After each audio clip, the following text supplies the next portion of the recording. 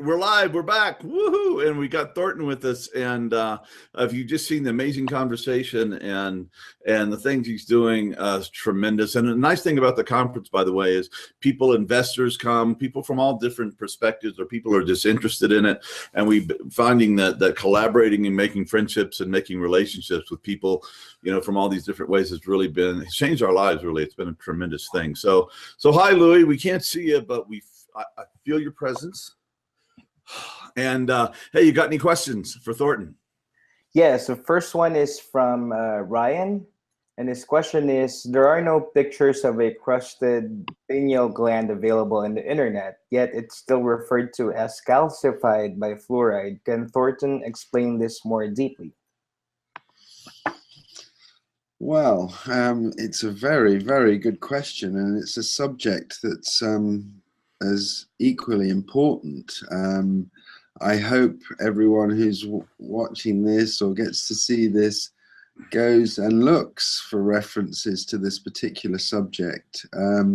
I think that it's important for us to know what individuals are loaded with. And this is one of the things that seems to affect a lot of people, especially kind of urban dwellers. I would certainly like to address the solutions for it.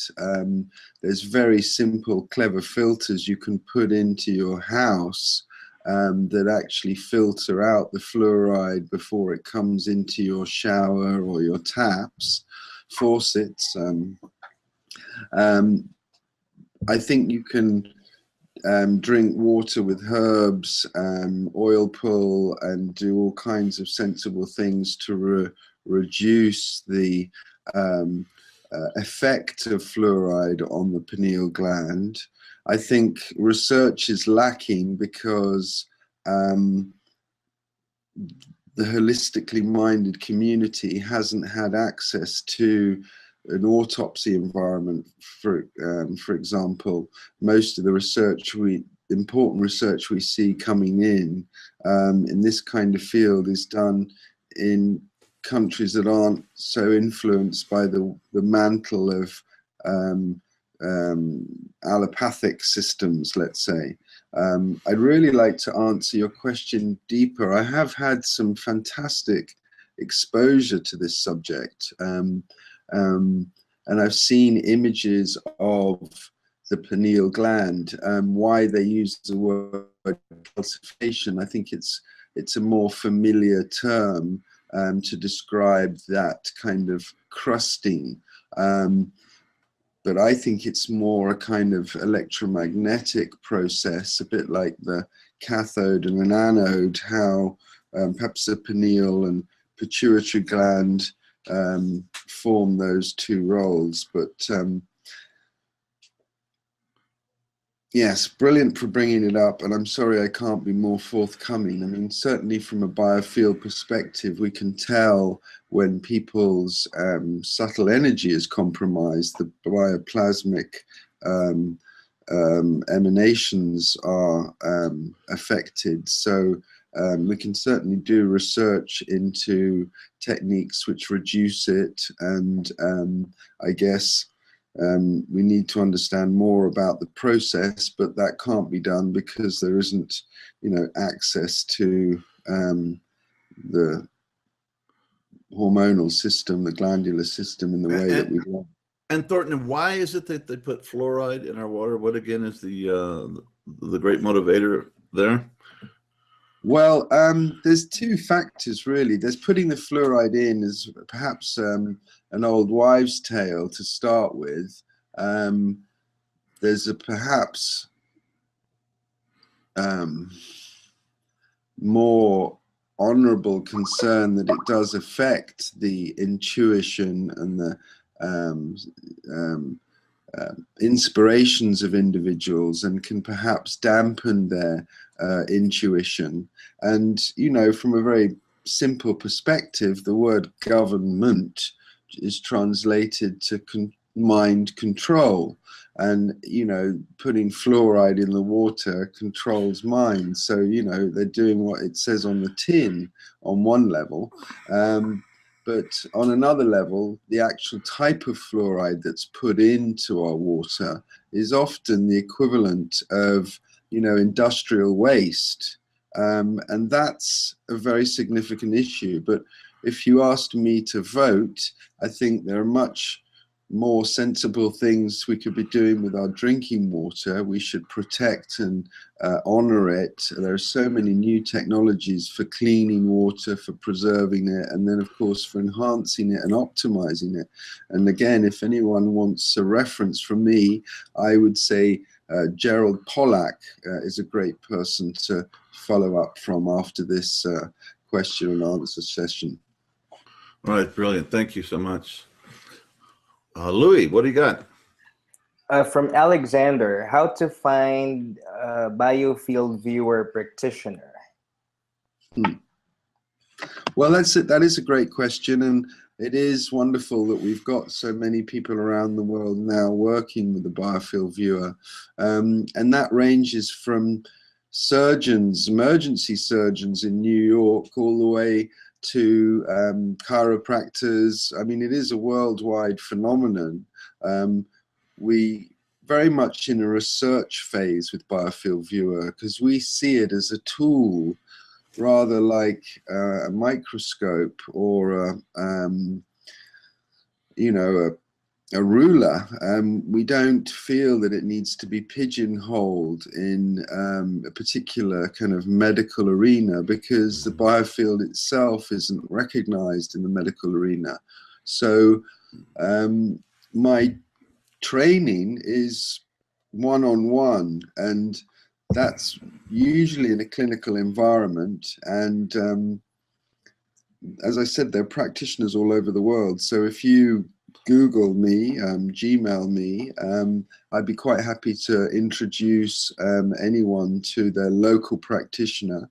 But as we move forward with technology, we're able to use the biofield viewer online. So for example, if you were sitting here, I could show your biofield live. So there's no limitation to access. It's a global phenomenon, and anyone would be able to use it. The only issue for us is that we only feel people who are trained to interpret this chakra system. So just to play around with something, I don't know whether that serves someone. Maybe in the future, in the near future, we'll have that available. But certainly all of our practitioners have online versions of the system, and they can be booked in for Skype-like sessions. So you can do a scan, and because it's a live system, you can see the changes whilst the session's going on. So the individual who's paying good money, maybe for a distant session, can actually see live the progress. And I feel that's an honest approach. Have you done a lot of work with people who are suffering from addiction or compulsive disorders?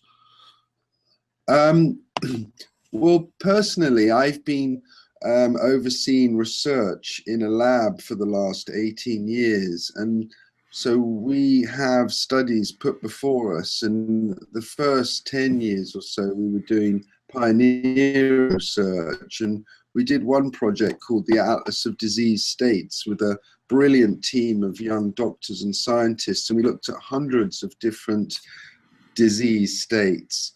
And we realized actually that it's actually inappropriate to pigeonhole people in branded condition, but much more honest just to observe them.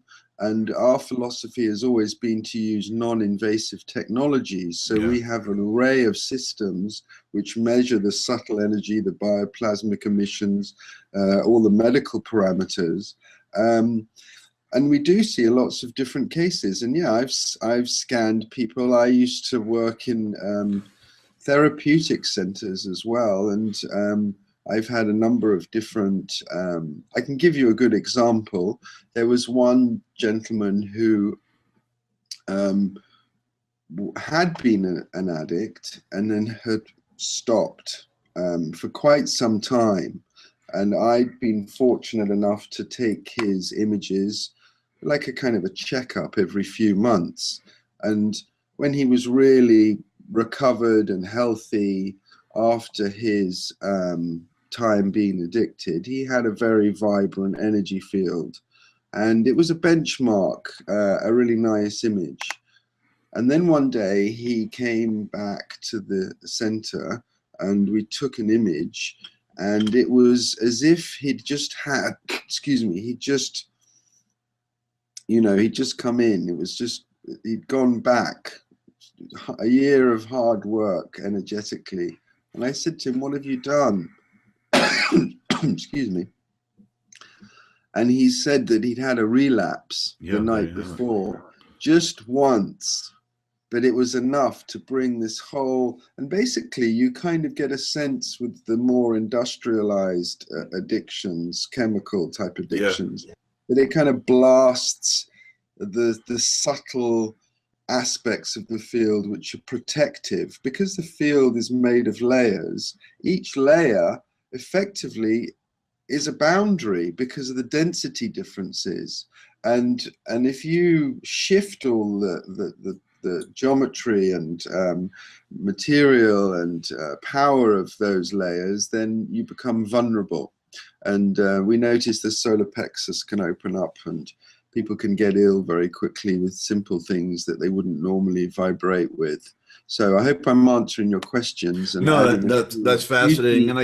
And I guess the follow-up was saying, it's like, there's very common behaviors in addiction and common suffering, but I'm wondering if you kind of, like you said, you didn't want to pigeonhole people, and maybe we could see there's different etiological basis for people with the same addiction or coming at it from different reasons and different causal points. Just a question, because I've dealt in that field a lot.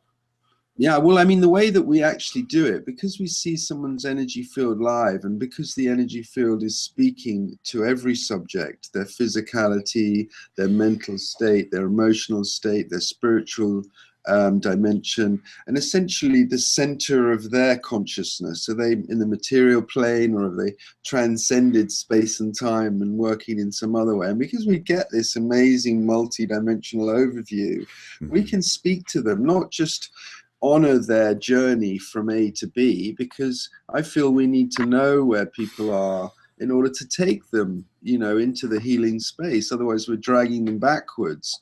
But, with this in mind, there's an individual, so like stepping stones. Like if somebody's not grounded, a lot of the other things that you do to enhance their field won't work nearly as well as if they're grounded. And if you can see someone's not grounded, it's a very simple solution.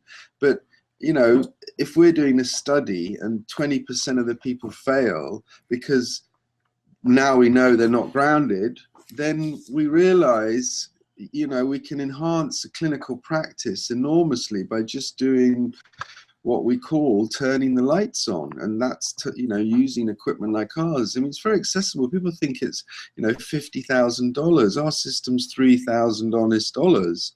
We don't have a big grey trolley with a computerized system with our logo on it. We invite people to use their own computers, their own webcams, and we train them live. It's all one-on-one, and the training works whereby you send me your clients, you know them really well. It could be all your family members, and I'm just speaking to your images and helping you understand what we can see. And because you know these people really well, there's a lot of connection. Brilliant. And I imagine that you've been doing this for many years, and the more you do it, the kind of more of intuitive sense. In I Awake, I say it's 50% art, it's 50% science. I mean, it's a mixture of this kind of intuitive and making these tracks, and then there's just the basic science that we know about the brain waves and the vibrational frequencies, etc. So. Well, I mean, that's absolutely true, and we observe the process that's happening because when the crown chakra, this energy center, the sort of center of the toroidal vortex, is harmonized, and that harmonization occurs from harmonizing all the other centers, then we know someone's in the zone, as it were, to do the kind of blend that you're speaking to. but often they're not. And if they're not, they're using their batteries, they're sucking the living daylights out of the people who are paying to see them. So I think, again, you know, let's take our holistic medicine. We've already done 20 years of amazing gold standard peer-reviewed research. There's more holistic research some days out than there is into the pharmaceuticals. They've kind of run up with, you know, up to a dead end. And it's our turn to take the vibrational aspect. You know, we blink between material particle state and vibrational wave state, and particle medicine is biochemistry, and it's hard and it has side effects. This is a new era of, you know, spiritual technologies, vibrational technologies, right, which work when we're in the wave state, and we can get over all kinds of so-called diseases and all kinds of emotional and depression and addictions just by recognizing that our environment and our personal space if it's harmonized. A lot of people who get sick, you know, it coincides with them stopping listening to music, stopping dancing.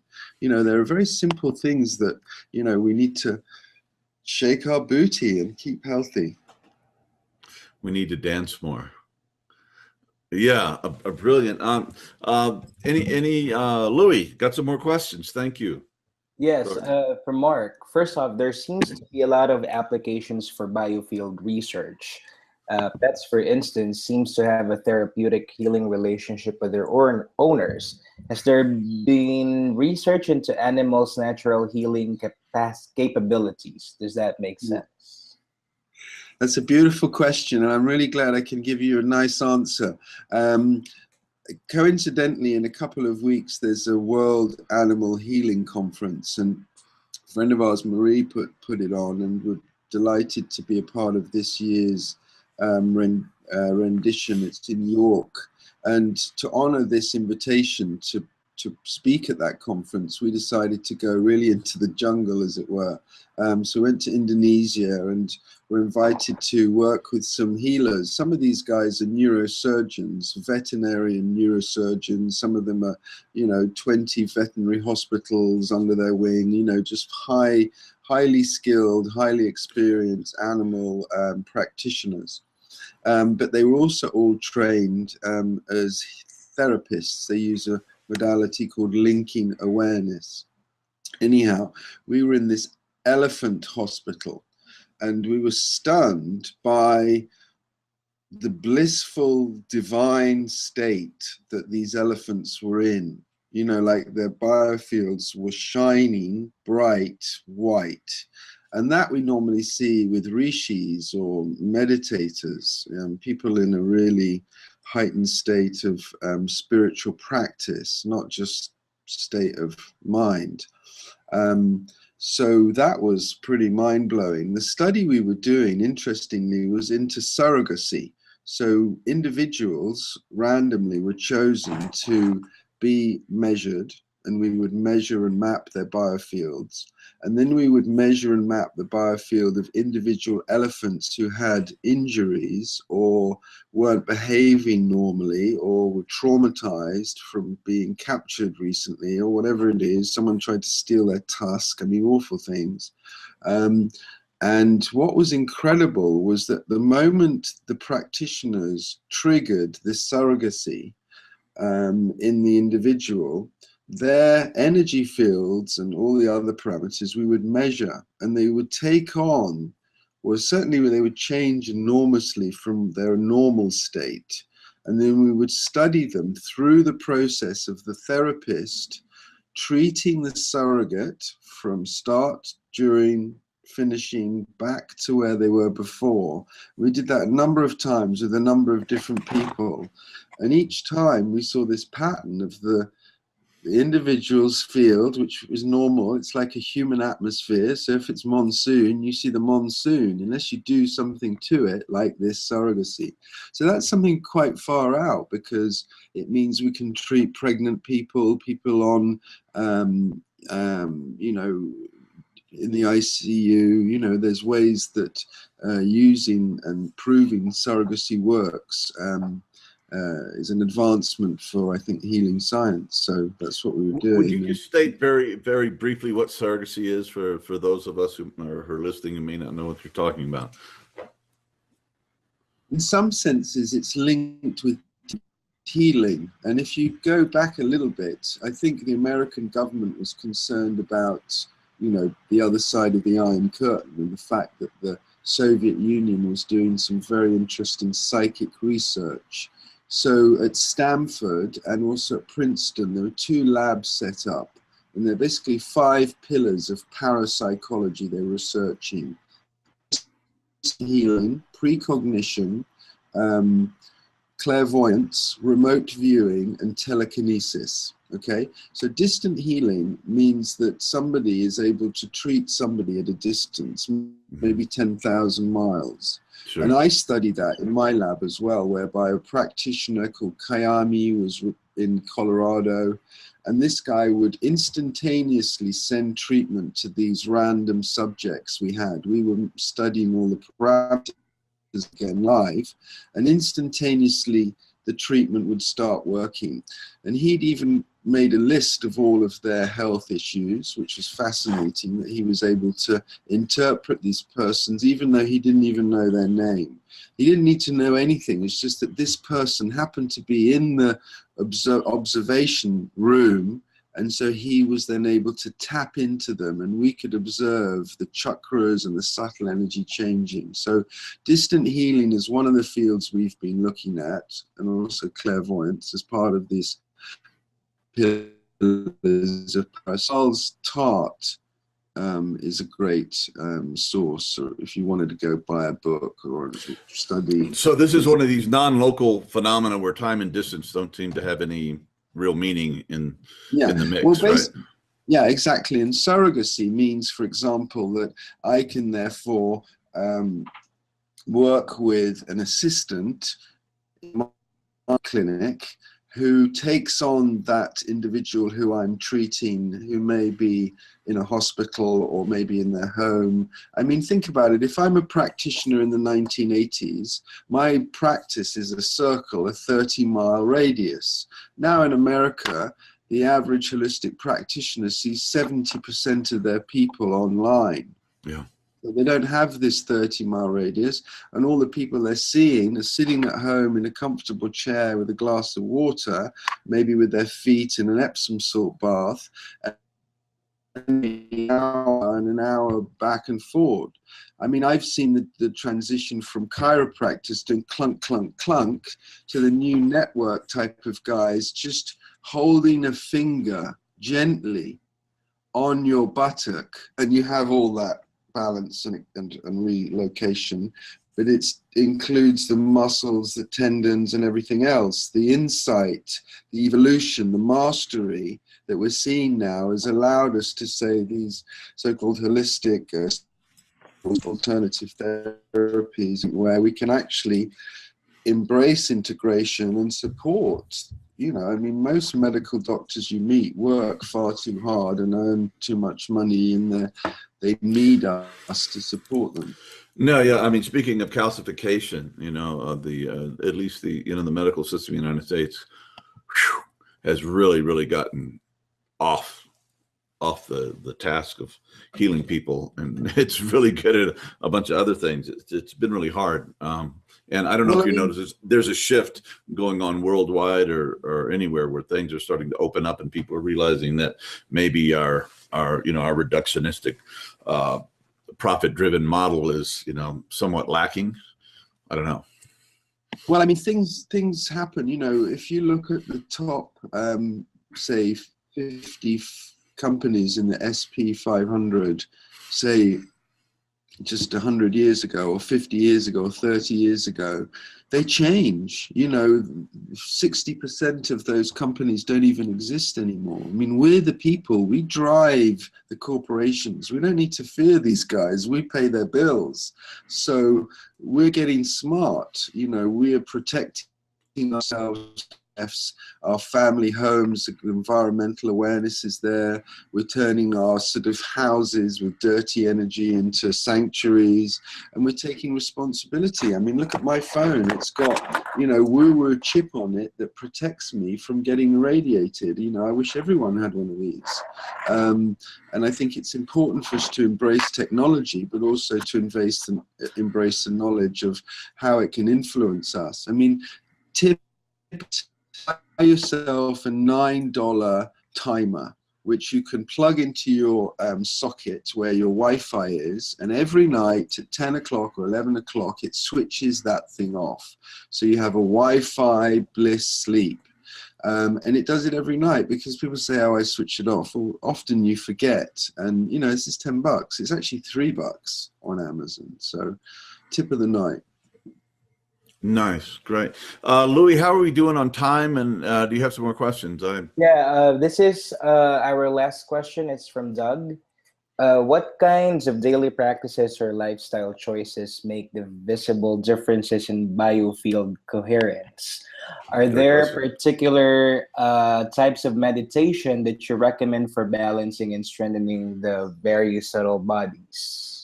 Well, I think, you know, as long as we take the scenic route to the mountain top, you know, and don't rush there with a sort of, you know, canned elevator, it doesn't matter which technique you use. But I will give you an interesting anecdote. Some colleagues of ours did a study which was published the paper was read at a conference in South America.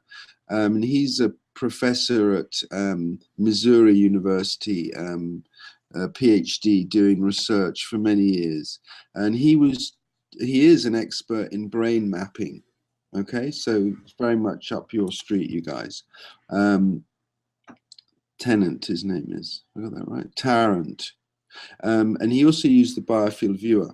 So they took 10 very advanced meditators, and they measured all of their biofields and their brain wave mapped the brain waves. Okay, and they all looked fantastic, as you'd expect. And then there were 10 novices, and they were all guided through this particular meditation. It was a twin hearts meditation, it was called. And what we observed in the study was that because the adepts were already, you know, fantastic, they just were on a plateau, sort of top of a mesa, and they just were wonderful the whole way along. A beautiful, long, sunny day for them. And the mess of this 10 novices, you would expect, you know, perhaps not much to change, and, you know, maybe one of them would get something towards the end of the study. No, they all had the most incredible shifts every day. So it's incredible. I mean, embrace Tai Chi, some yoga, meditation, and instantly, day by day, in that first week or two, you're going to have the most fabulous benefit. Even if you don't go back to the gym, you know, 3 months into your contract, but do start something. Practice something. That's the message from these studies, and I think that's really exciting. The biofield responds instantly. You know what's so amazing about it? It actually is so sophisticated that the moment you identify an issue, it auto-corrects. And I think that's the basis of our technology looking forward.